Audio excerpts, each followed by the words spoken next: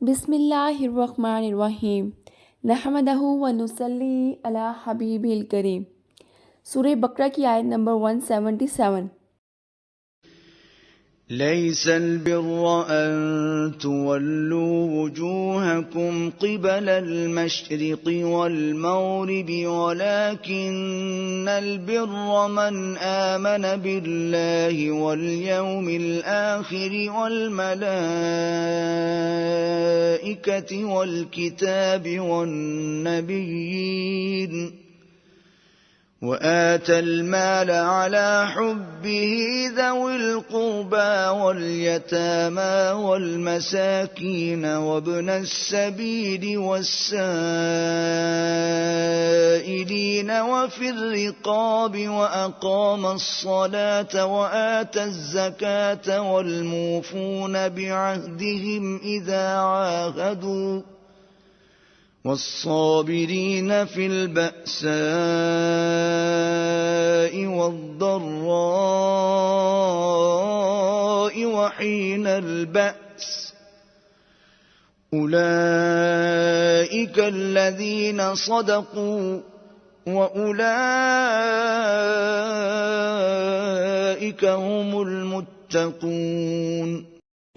نیکی یہی نہیں کہ تم مشرق و مغرب کو قبلہ سمجھ کر ان کی طرف منہ کر لو، بلکہ نیکی یہ ہے کہ لوگ اللہ پر اور روز آخر پر اور فرشتوں پر اور اللہ کی کتاب پر اور پیغمبروں پر ایمان لائیں، اور مال باوجود عزیز رکھنے کے رشتہ داروں اور یتیموں اور محتاجوں اور مسافروں اور مانگنے والوں کو دیں، اور گردنوں کے چھڑانے میں خرچ کریں، اور نماز پڑھیں اور زکوٰۃ دیں، اور جب عہد کر لیں تو اس کو پورا کریں، اور سختی اور تکلیف میں اور جنگ کے وقت ثابت قدم رہیں۔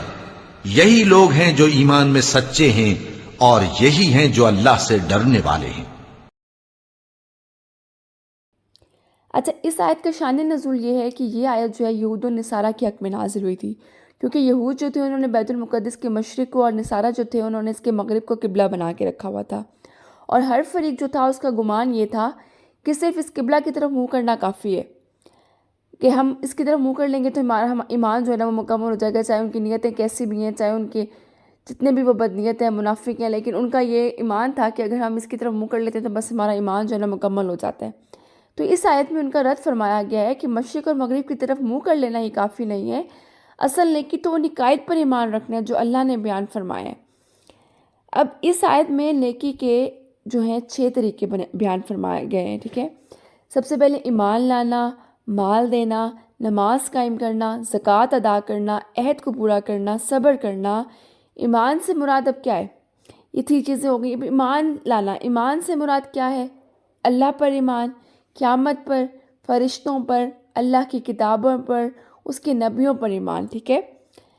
سیدنا ابو ہریرہ رضی اللہ تعالیٰ عنہ بیان کرتے ہیں کہ رسول صلی اللہ علیہ وسلم نے فرمایا، ایمان یہ ہے کہ تم اللہ پر، اس کے فرشتوں پر، اس کی کتابوں پر، اس کی ملاقات پر، اس کے رسولوں پر اور دوبارہ زندہ ہونے پر ایمان لاؤ۔ یہ بخاری شریف کی حدیث ہے۔ اگر آپ ان میں سے کسی ایک چیز پر بھی ایمان نہیں لاتے نا تو آپ کا جو ہے نا اسلام ایمان مکمل نہیں ہوتا۔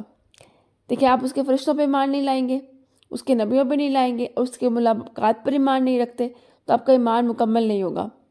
تمام صحیفوں پر بھی ایمان لانا ہے۔ دیکھیں 50 صحیفے جو ہیں وہ شیشہ علیہ السلام پر نازل ہوئے، 30 حضرت ادریس علیہ السلام پر نازل ہوئے، 10 حضرت آدم علیہ السلام پر، 10 حضرت ابراہیم علیہ السلام پر نازل ہوئے، تو ان سب پر بھی ایمان رکھنا چاہیے، ٹھیک ہے۔ اب نبیوں پر ایمان لانا بھی بہت ضروری ہے کہ اب یہ نہیں ہو سکتا کہ آپ کسی نبی کی جو ہے وہ اس پر ایمان لائیں اور کسی کو آپ جو ہے جھٹلا دیں، یہ بھی آپ کا ایمان پورا نہیں ہوتا۔ نبیوں پر آپ کو پتہ ہے 313 رسول تھے، ان پر بھی ایمان لانا۔ اچھا، ایمان کے بعد مال کا ذکر آ رہا ہے، اس میں دیکھیں مال میں سب سے پہلے کیا بات آ رہی ہے؟ مال دینا، ٹھیک ہے، مال دینا۔ سیدنا ابو ہریرہ رضی اللہ تعالیٰ عنہ بیان کرتے ہیں کہ ایک آدمی نبی کریم صلی اللہ علیہ وسلم کے پاس آیا اور کہا، اے اللہ کے رسول، اجر کے لحاظ سے بڑا صدقہ کون سا ہے؟ تو آپ صلی اللہ علیہ وسلم نے فرمایا، افضل صدقہ یہ ہے کہ تو اپنی صحت اور مال کی محبت کی حالت میں صدقہ دے جبکہ تجھے کمی و فقر کا اندیشہ ہو اور مال کے زیادہ ہونے کی رغبت۔ یہ بخاری شریف کی حدیث ہے۔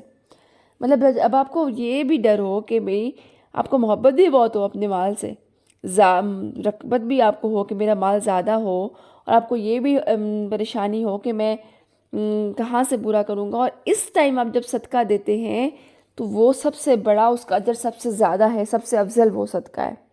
اسی طرح ایک حدیث شریف ملتی ہے کہ رشتہ دار کو صدقہ، دیکھیں اس آیت میں آتا ہے کہ اپنے رشتہ دار کو صلہ رحمی کرو۔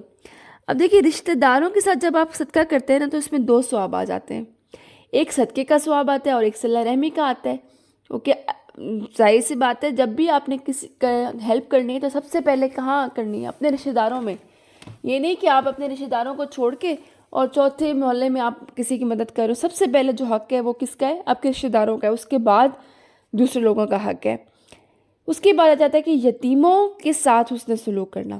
یتیموں کے ساتھ حسن سلوک سیدنا اب سہل بن سعد رضی اللہ تعالیٰ عنہ بیان کرتے ہیں کہ رسول صلی اللہ علیہ وسلم نے فرمایا، میں اور یتیم کی کفالت کرنے والا جنت میں اس طرح ہوں گے۔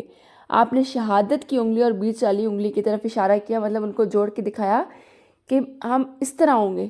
تو یتیم کی کفالت کرنے کا کتنا بڑا اجر ہے کہ آپ صلی اللہ علیہ وسلم کی قربت ہمیں نصیب ہوگی قیامت کے دن۔ پھر اس کے بعد آ جاتا ہے کہ مسکینوں کے ساتھ حسن سلوک۔ دیکھیں سیدنا صفوان بن سلیم رضی اللہ تعالیٰ عنہ بیان کرتے ہیں کہ رسول صلی اللہ علیہ وسلم نے فرمایا، بیوہ اور مسکین کی خدمت کرنے والا ایسے ہے جیسے اللہ کی راہ میں جہاد کرنے والا، یا جیسے دن کو روزے رکھنے والا اور رات کو نماز پڑھنے والا۔ یہ بخاری شریف کی حدیث ہے۔ مطلب کہ آپ کسی بیوہ یا مسکین کی خدمت کر کے آپ کون سا مقام حاصل کر سکتے ہیں؟ جہاد کرنے کا مقام۔ آپ کو پتہ ہے جہاد کرنے کتنا افضل ہے، یا روزہ رکھنا، روزہ کتنا ایک اہم رکن ہے ہمارے اسلام کا، یا راتوں کو نماز پڑھنے والا۔ تو ایک چھوٹی سی نیکی کر کے آپ کون سا مقام حاصل کر سکتے ہیں؟ پھر آتا ہے کہ سیدنا ابو ہریرہ رضی اللہ تعالیٰ عنہ بیان کرتے ہیں کہ رسول صلی اللہ علیہ وسلم نے فرمایا، اب مسکین کون ہے؟ ہمارے دماغ میں کیا آتا ہے؟ آپ کے دماغ میں کیا آتا ہے کہ مسکین کون ہے؟ حدیث شریف میں آتا ہے کہ مسکین وہ نہیں ہے جو لوگوں سے مانگتا پھرتا ہے اور کوئی اسے ایک یا دو لقمے اور ایک یا دو کھجوریں دے دیتا ہے۔ صحابہ نے عرض کی کہ پھر مسکین کون ہے یا رسول صلی اللہ علیہ وسلم؟ تو آپ صلی اللہ علیہ وسلم نے فرمایا، مسکین تو وہ ہے جس کے پاس نہ تو اس قدر مال ہو جو اس کی ضرورت کے لیے کافی ہو، اور نہ اس کی احتیاج کی بابت علم ہو کہ اس سے صدقہ دیا جا سکے، اور نہ وہ لوگوں سے کسی چیز کا سوال کرے۔ بخاری۔ مطلب کہ آپ کہہ لیں سفید پوش لوگ جو ہوتے ہیں، ابھی جو مانگ رہے ہوتے ہیں، بھکاری جو ہوتے ہیں، یہ مسکین تو نہیں ہے نا، ابھی تو مانگ رہے ہیں، انہوں نے تو ایک ٹھیک ہے ایک پیشہ بنا چکے ہیں یہ لوگ، ٹھیک ہے۔ مسکین وہ ہے کہ جو مانگ بھی نہیں رہا، جس کے پاس اپنی ضرورت کے لیے مال ہے بھی نہیں لیکن وہ مانگ بھی نہیں رہا، وہ کسی کے آگے ہاتھ نہیں پھیلا رہا، اور وہ اللہ پہ توکل ہے اس کو، تو اس کی ہیلپ کریں آپ، ٹھیک ہے، وہ مسکین ہے۔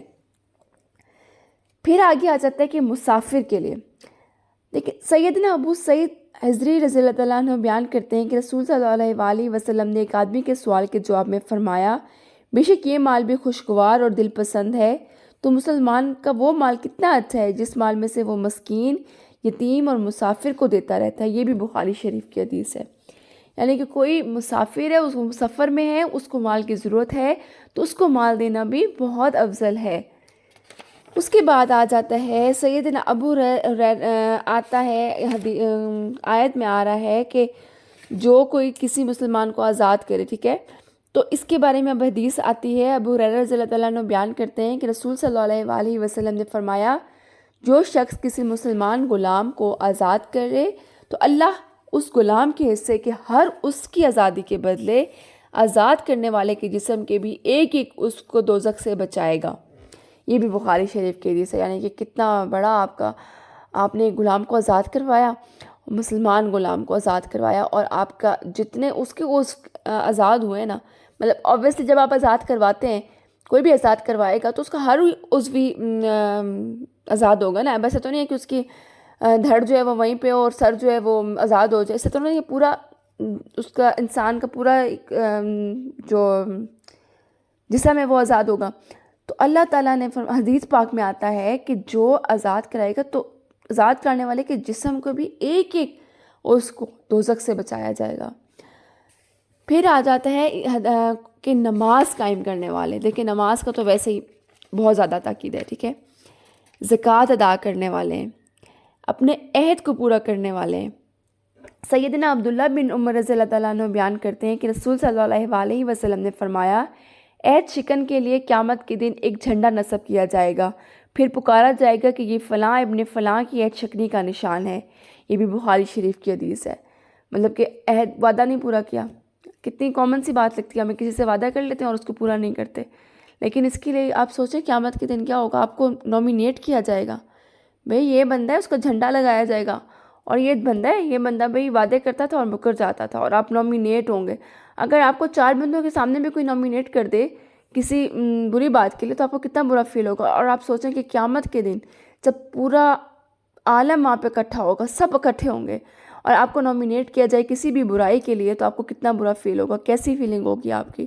تو کوشش کریں کہ اپنے آپ کو ان لوگوں میں شامل مت کریں کہ آپ کسی بھی برائی میں نومینیٹ لوگوں کے سامنے۔ اب اہم نیکیوں میں سے جو سب سے آخری نیکی اللہ تعالیٰ نے بیان کی ہے وہ ہے کہ سختی اور تکلیف، نقصان اور تنگی میں، جنگ و جدال کے وقت صابر اور ثابت قدم رہنا، بے صبری، ناشکری، بزدلی، میدان جنگ سے پیٹ پھیرنا، یہ تمام خصائل جو ہیں اسلامی وقار کے منافی ہیں۔ ٹھیک ہے، اب اس آیت میں ہم نے کیا پڑھی ہیں؟ مسلمانوں کی وہ خصوصیات پڑھی ہیں جو ایک ایمان، کسی کے مسلمان کے ایمان کو مکمل کرتی ہیں۔ صرف منہ مشرق یا مغرب یا قبلہ کی طرف کر لینے سے آپ مسلمان نہیں بنتے، یہ ہمارے لیے بھی ہے۔ ٹھیک ہے، آپ کو پورا اس کے اوپر فوکس کرنا ہے کہ اللہ تعالیٰ نے یہ اس آیت کو اپنے زندگی میں امپلیمنٹ کریں۔ اس آیت کو سوچیں کہ اس آیت کے اندر جو چیزیں بیان کی گئی ہیں ہمارے اندر ان میں سے کون کون سی چیزیں اور کون کون سی چیزیں نہیں ہیں۔ جو چیزیں نہیں ہیں ان کو اپنے اندر پیدا کرنے کی کوشش کرے، اور اللہ تعالیٰ ہر مسلمان کو توفیق عطا فرمائے، اپنا ایمان مکمل ہو ہمارا۔ تو آج ہی، کیونکہ آیت لمبی تھی اور اس میں ایکسپلینیشن والی بہت چیزیں تھیں، تو آج ہم ایک ہی آیت کر پائے ہیں۔ نیکسٹ جو ہے انشاءاللہ ہم اگلی آیت پڑھیں گے۔ تو جزاک اللہ خیرٌ کثیرا۔